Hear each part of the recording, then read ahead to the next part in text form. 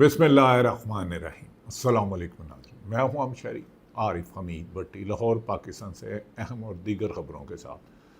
ناظرین، آج کے ویلاگ میں بات کریں گے کہ ڈونلڈ ٹرمپ کے بدلتے ہوئے متضادات اس کی غلط بیانیے نے دوبارہ امریکہ اور ایران کو تیسری بڑی جنگ کی طرف دھکیل رہا ہے۔ کیا ڈونلڈ ٹرمپ اپنے الیکشن آنے والے نومبر میں شکست کے خوف سے اور نیتن یاہو کے اکتوبر کے الیکشن میں شکست کے خوف سے دنیا کو ایک نئے بحران میں ڈال رہا ہے، جس پر یورپی ممالک نے، نیٹو نے اور دیگر نے امریکن رویے پر سخت برہمی کا اظہار کیا ہے نیشنل میڈیا۔ دوسری طرف عمران خان کی رہائی کے لیے پی ٹی آئی نے محمود خان اچکزئی اپوزیشن لیڈر ہو یا عمران خان کی بہنیں، انہوں نے فائنل راؤنڈ کھیلنے کا فیصلہ کر لیا۔ یقیناً پنجاب میں بربریت، ظلم، زیادتی، ناانصافی، پولیس گردی کی ایسی لاتعداد مثالیں ہیں جس کی ماضی میں نہیں ملتی۔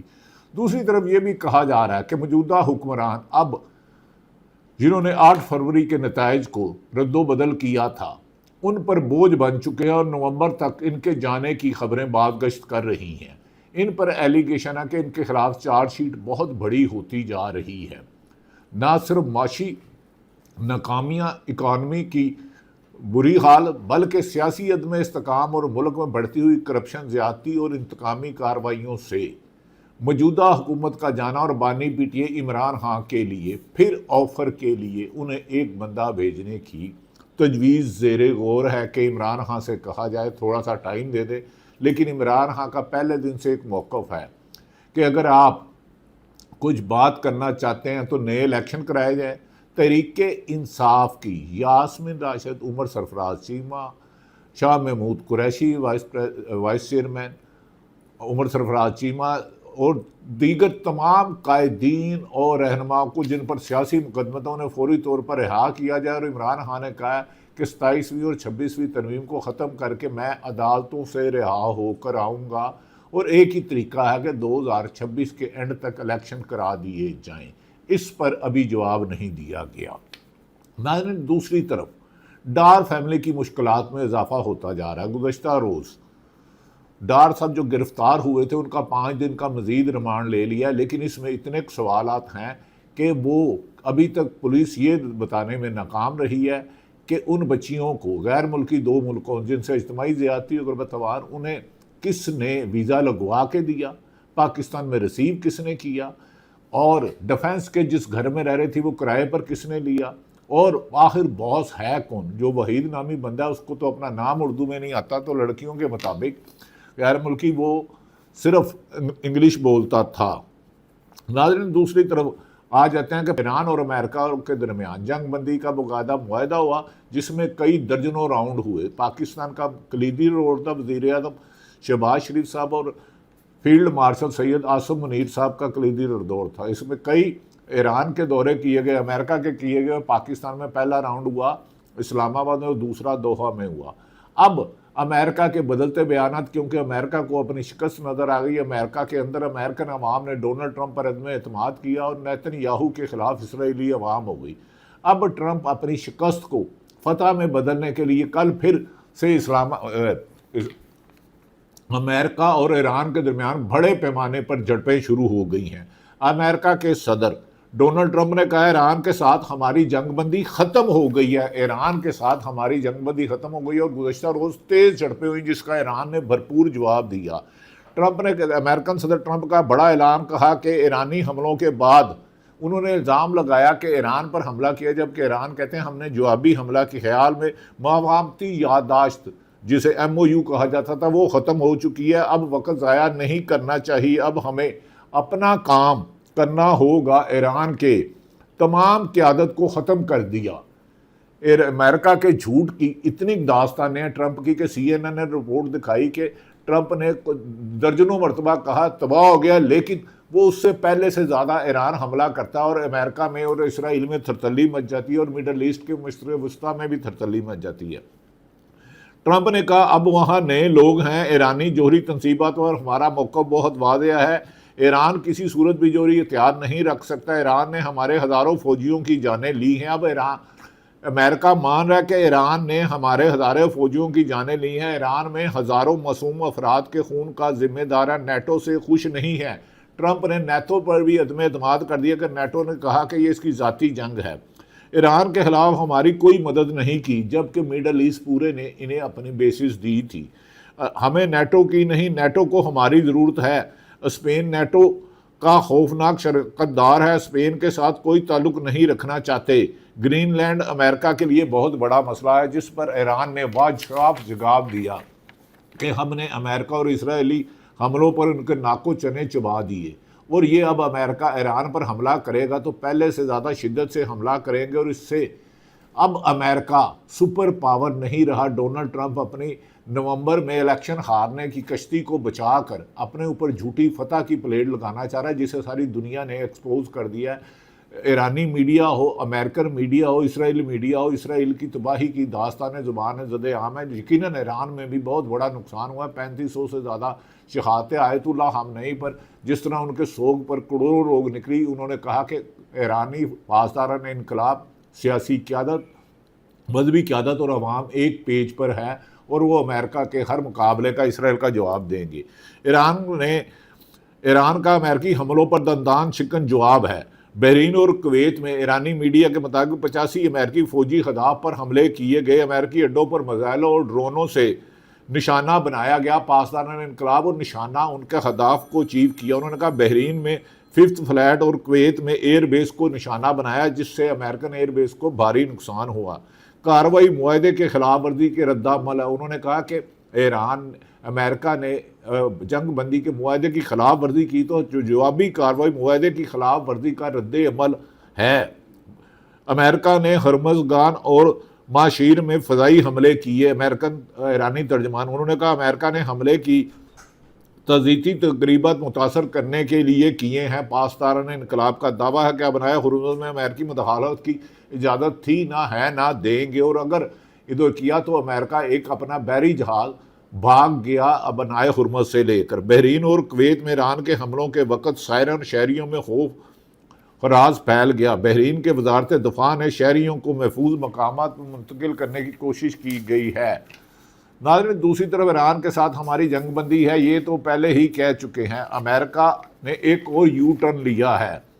امریکہ نے ایران پر تیل برآمد کی پابندیاں بحال کر دی ہیں امریکن میڈیا کے مطابق، لیکن ایران نے اسے ماننے سے انہوں نے کہا پابندی بحال کرنا MOU کے خلاف ہے۔ کاظم غریب آبادی، کارروائی امن معاہدے سے متصادم ہے، نائب وزیر خارجہ۔ امریکہ نے اسلام آباد مفاہمتی یادداشت کی خلاف ورزی کی ہے، سلامتی کے تحفظ کے لیے فیصلہ کن اقدامات کریں گے عرب۔ میڈیا نے وعدے باکر بالیکاف نے کہا ہے کہ معاہدے کی خلاف ورزی پر امریکہ پہ لفظی حملے، غنڈہ گردی اور بھتہ خوری کا دور ختم ہو چکا ہے۔ اس طرح کی گفتگو کے بعد اب ایران کی طرف خاصی پریشانی ہے۔ ناظرین، دوسری طرف پاکستان کے خیبر پختونخوا نے جو متنازع بل پاس کیا ہے کہ جہاں انہوں نے کہا ہے کہ KPK کے لوگوں کو تاحیات بلو پاسپورٹ دیا جائے، ٹول فری کیا جائے، 8 لائسنس دیے جائے، ان کی خواتین فیملیوں کو تاحیات کارڈ دیے جائے۔ اس پر کہا جا رہا ہے یہ عمران خان کے بنیادی اصولوں کی خلاف ورزی ہے، عمران خان کے ویژن کے خلاف ہے۔ ایسے میں موجودہ حکمران عمران سے ہی باغی ہو گیا سیل افریدی، اور اس پر KPK حکومت پر پاکستان تحریک انصاف بھی سخت تنقید کر رہی ہے۔ انہوں نے کہا کہ اس بندے نے پاکستان کے سیل افریدی عمران خان کی رہائی کے بعد عوام کے ووٹوں سے لیے ہوئے عمران خان کے موقف کی مخالفت کر رہے ہیں۔ اس پر سلمان اکرم راجہ محمود ہاشمی نے کہا کہ موجودہ حکمران کی وعدہ خلافیاں پہلے کہتے تھے کہ عظمیٰ بی بی کو ملنے دیا جائے گا، ابھی تک تاحال ملنے نہیں دیا گیا۔ اگر انہوں نے انہیں عمران خان کے لیے مزید جیل میں قید تنہائی رکھا، سختی کی، تو تحریک انصاف پورے ملک میں احتجاجی تحریک شروع کرے گی، اور اس کا ستمبر میں ہوگا۔ اسی لیے کچھ لوگ کہہ رہے ہیں کہ موجودہ حکمران کی جانے کی اطلاعات اور مسلم لیگ نون کا ایک بہت بڑا گروپ جو پنجاب سے عدم اعتماد کر چکا ہے کہ ہمیں ڈی گریڈ کیا جاتا ہے، ہمیں کوئی لفٹ نہیں کراتا، ہمارے کام نہیں ہوتے، صرف شریف فیملی ہی حکمران پر حاوی ہے۔ یہاں تک کہ حمزہ شہباز بھی موجودہ پنجاب حکومت سے ناراض ہیں کہ ان کے قریبی لوگوں کے کام نہیں ہوتے، بلکہ کہا گیا ہے کہ حمزہ شہباز کی بات نہ مانی جائے۔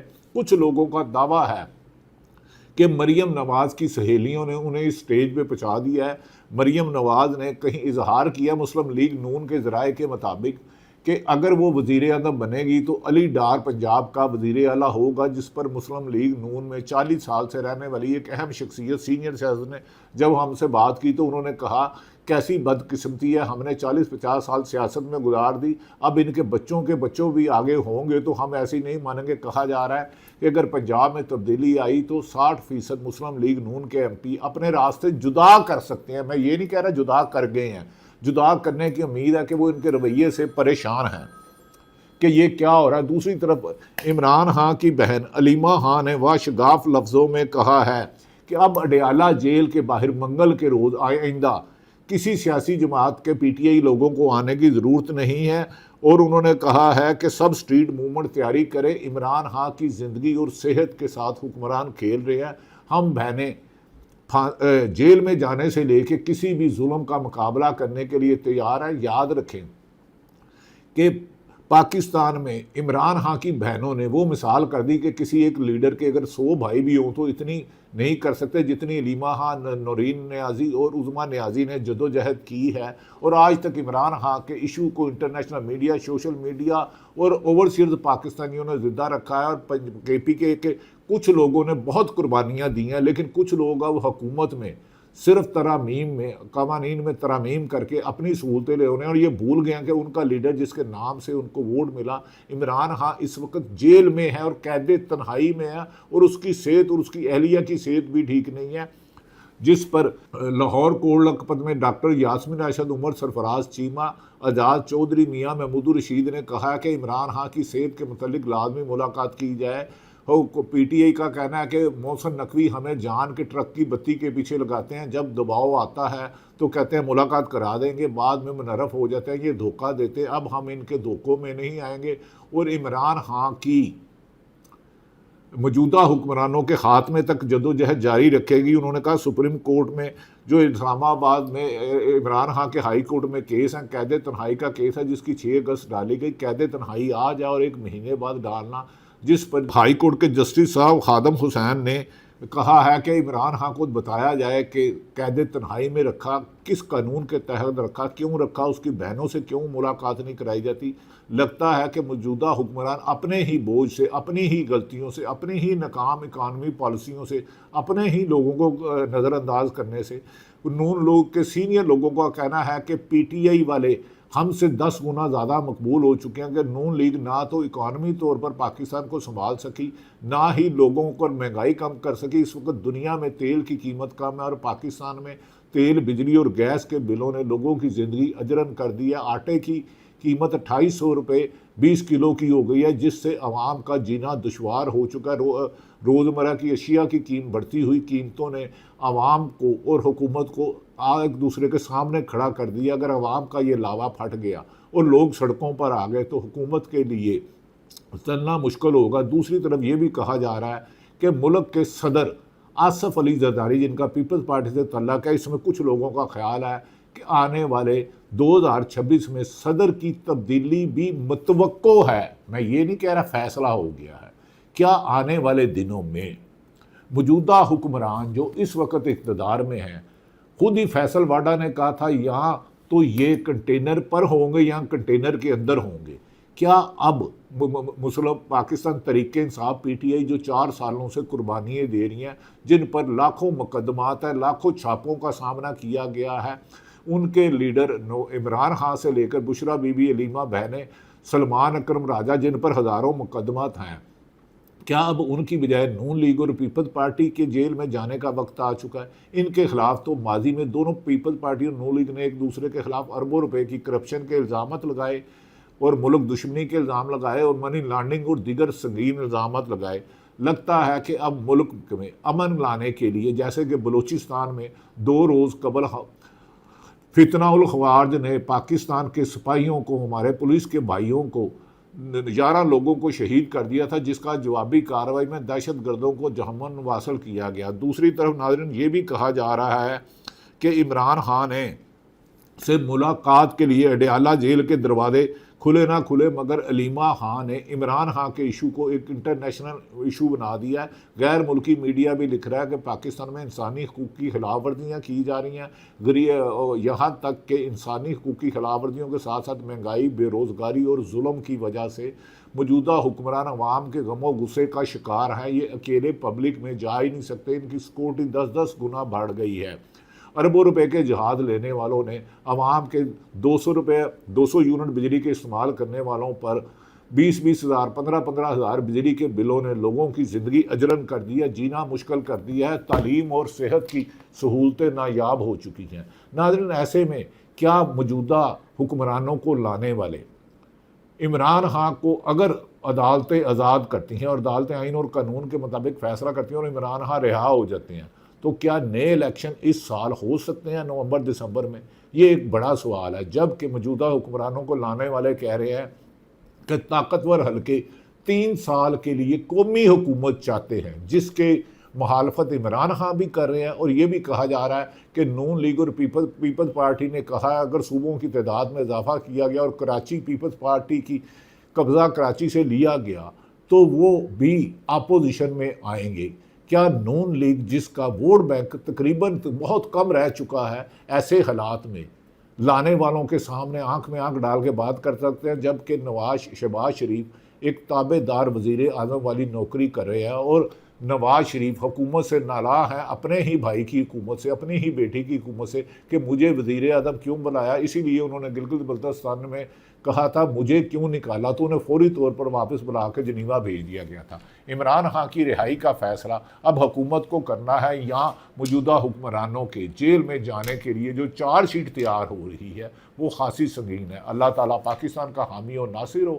پاکستان زندہ باد۔